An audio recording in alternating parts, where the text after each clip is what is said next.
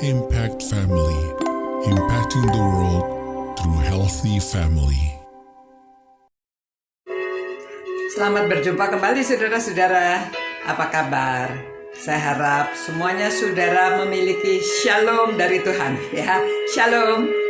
Semoga saudara semuanya memiliki damai sejahtera dari Tuhan, karena saudara sudah banyak bergaul dengan Tuhan dan saudara mengenal Dia lebih baik lagi, sehingga saudara bisa memiliki damai sejahtera itu. Ya saudara, hari ini kita akan melanjutkan merenungkan firman Tuhan yang disampaikan oleh Rasul Paulus kepada orang Filipi. Kalau kemarin kita ambil sebagian dari ayat 10, selanjutnya dia mengatakan, memang selalu ada perhatianmu, tetapi tidak ada kesempatan bagimu. Dia halus, ya.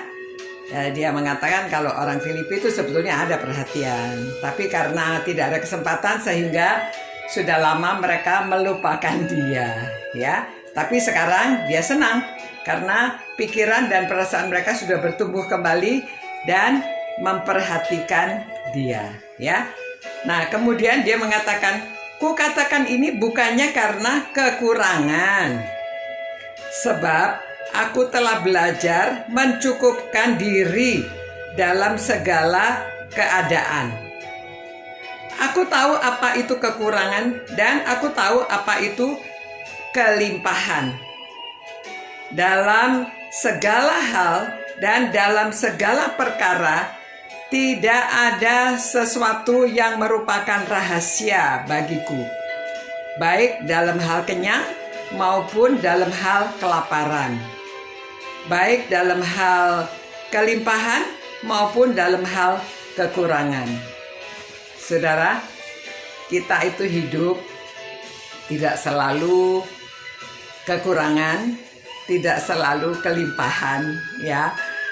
Kadang-kadang kita itu, ya, mungkin sebagian dari saudara ada yang tidak pernah kekurangan.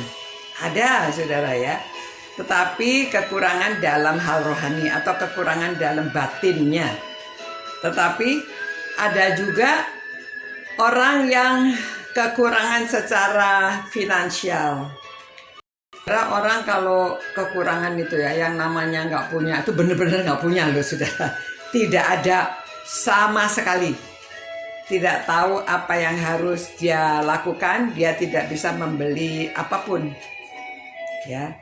Nah, itu sebabnya saudara, dia sangat bersyukur orang Filipi mau memperhatikan dia. Tapi Rasul Paulus pernah dia kan pernah terdampar, dia pernah sampai di ombang-ambingkan di laut sampai lama sekali, sampai kelaparan pernah, ya. Rasul Paulus kan dia keliling, dia menjadi penginjil. Penginjil itu keliling pergi ke satu kota ke kota lainnya, saudara.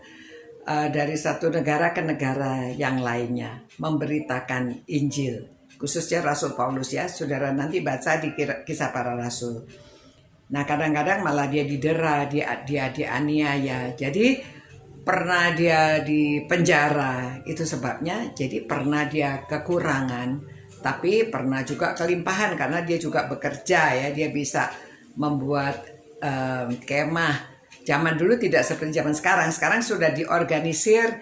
Kalau penginjilan, pengutusan Injil itu ada yang membiayai. Tapi ada juga orang hanya melakukan dengan iman.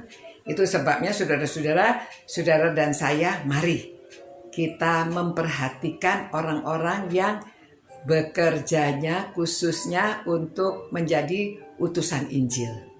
Mereka tuh dikirim, ya. Kadang-kadang apalagi kalau organisasinya itu tidak mempunyai uang yang cukup, kadang-kadang tidak dikirimi honor, saudara, ya. Begitu juga kadang-kadang sekolah-sekolah teologi itu karena tidak ada uangnya, dosen-dosen itu ada juga yang sampai tidak menerima honor beberapa bulannya. Tapi ajaib, Tuhan memelihara mereka dan sekolahnya jalan terus, dosennya mengajar terus, ya. Tetapi kita jangan karena itu lalu kita tidak memperhatikan, ya. Jadi marilah kita memikirkan pekerjaan Tuhan.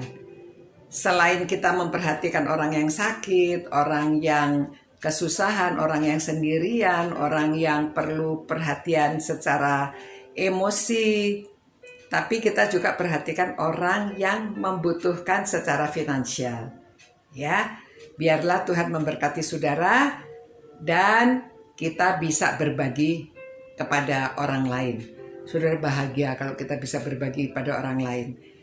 Kita yang memberi bahagia, yang menerima juga bahagia. Tetapi saudara rasakan orang yang memberi itu rasanya lebih berbahagia. Mari kita mencoba ya. Jadi supaya mereka bisa mengatakan sama seperti Rasul Paulus. Aku tahu apa itu kekurangan, aku tahu apa itu berkelimpahan, aku tahu apa itu lapar, apa itu kenyang ya. Nah itu pengalaman yang indah sekali bersama dengan Tuhan. Mari kita berdoa. Tuhan, terima kasih ya Tuhan. Bahwa Engkau mengingatkan kami supaya kami memperhatikan orang yang bekerja untuk Injil. Tapi biarlah kami memperhatikan orang lain juga, baik secara emosi, secara spiritual, dan secara fisik juga.